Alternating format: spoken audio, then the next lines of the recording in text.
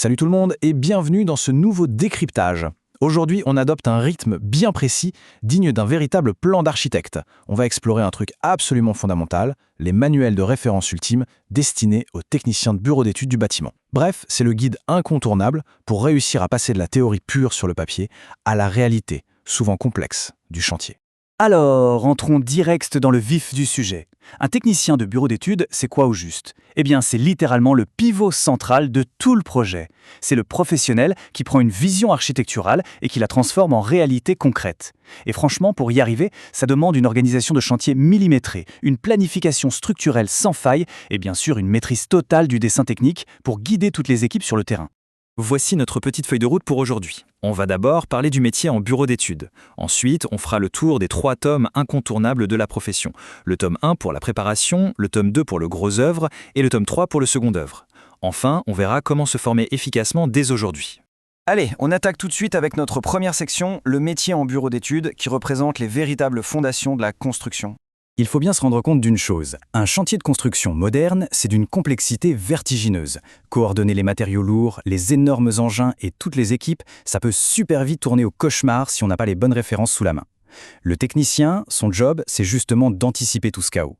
D'ailleurs, les textes sur l'installation de chantier sont très clairs là-dessus. Je cite, « Toute erreur, voire même toute imperfection aura des répercussions défavorables sur le rendement pendant toute la durée des travaux. » En clair, une mauvaise préparation, ça coûte un temps et un argent fou. Et c'est exactement pour régler ce problème à la racine que ces manuels ont été créés.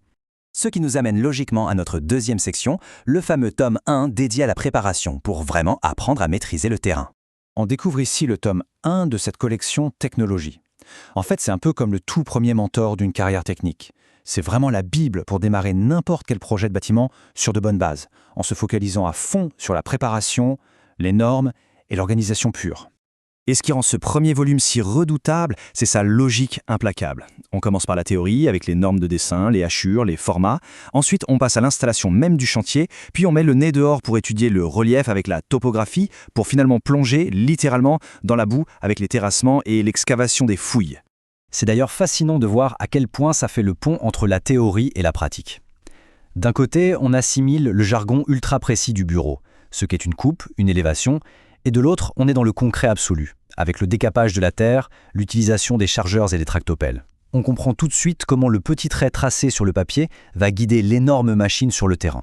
On grimpe d'un étage avec la troisième section, le tome 2, centré sur le gros œuvre pour bâtir la structure de notre bâtiment. Alors là, on attaque du lourd. Ce deuxième tome, c'est vraiment le cœur de la construction. Il est dédié à 100% aux grosses œuvres, aux fondations et surtout à cette science hyper complexe qu'est le béton et le béton armé. C'est à ce moment-là que l'ossature du bâtiment prend véritablement vie. Et le manuel agit comme un véritable guide pas à pas pour dompter cette matière qui est, disons-le, un peu capricieuse. D'abord, on apprend à déterminer et doser la composition exacte du béton. Ensuite, on passe à l'art de concevoir des coffrages bien robustes. Après, c'est la mise en œuvre avec le mélange dans les malaxeurs et le coulage précis. Et enfin, étape cruciale, le séchage, où on rappelle qu'il faut absolument protéger le béton du gel et de la pluie pendant qu'il durcit. Et pour vous prouver le niveau de détail de ces ouvrages, regardez ça. On y voit l'emplacement des armatures en acier calculé au millimètre près, la disposition des treillis à l'intérieur des poutres. C'est ce savant mélange, cette association intime entre l'acier et le béton qui va garantir la solidité du bâtiment et la sécurité des futurs occupants. On enchaîne avec la 4e section, le tome 3, qui aborde le second œuvre pour finaliser tous les systèmes. C'est là que la magie opère. Ce tome 3, c'est l'étape indispensable qui va transformer notre grosse coquille de béton, vide et froide, en un véritable cocon, un environnement vivant, protégé et parfaitement habitable. Il faut se rendre compte de l'étendue des connaissances qu'il y a là-dedans, c'est colossal. On y aborde tout ce qui concerne l'enveloppe extérieure et la protection contre les intempéries avec la charpente, la menuiserie, la toiture. Et en parallèle, on plonge dans les organes vitaux du bâtiment, la plomberie, la création des réseaux de chauffage et l'assainissement. On a vraiment une vision globale. Pour donner un exemple super parlant de la vie de tous les jours, prenons ce schéma de ventilation mécanique d'une maison. Le livre y décortique tout le flux d'air, comment l'air frais rentre par le salon ou les chambres, poussant ensuite l'air vicié vers la cuisine ou la salle de bain pour y être extrait. C'est typiquement le genre de conception indispensable pour avoir un bâtiment sain.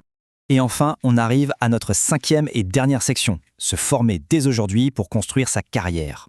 Du coup, avec tout ce qu'on vient de voir, de la pure théorie du dessin jusqu'à la ventilation d'une maison finie, une question s'impose. comment on fait pour gérer un chantier de A à Z face à une telle montagne technique? Eh bien, le secret pour exceller en bureau d'études, c'est simplement de se forger une base de connaissances en béton, sans mauvais jeu de mots, pour relier le travail de l'architecte à la dure réalité des artisans. Et c'est exactement pour ça que ces manuels existent. Avec cette super devise inscrite dessus, votre avenir nous engage. C'est clair, net et précis. Pour se former sérieusement au métier de technicien de bureau d'études, il faut absolument s'équiper de ces 3 tomes. De l'organisation du terrain jusqu'au dernier tuyau de plomberie, vous aurez l'arsenal complet entre les mains. C'est donc le moment ou jamais de vous procurer ces manuels incontournables et de faire décoller votre carrière technique. Merci beaucoup d'avoir suivi ces décryptages et à très bientôt.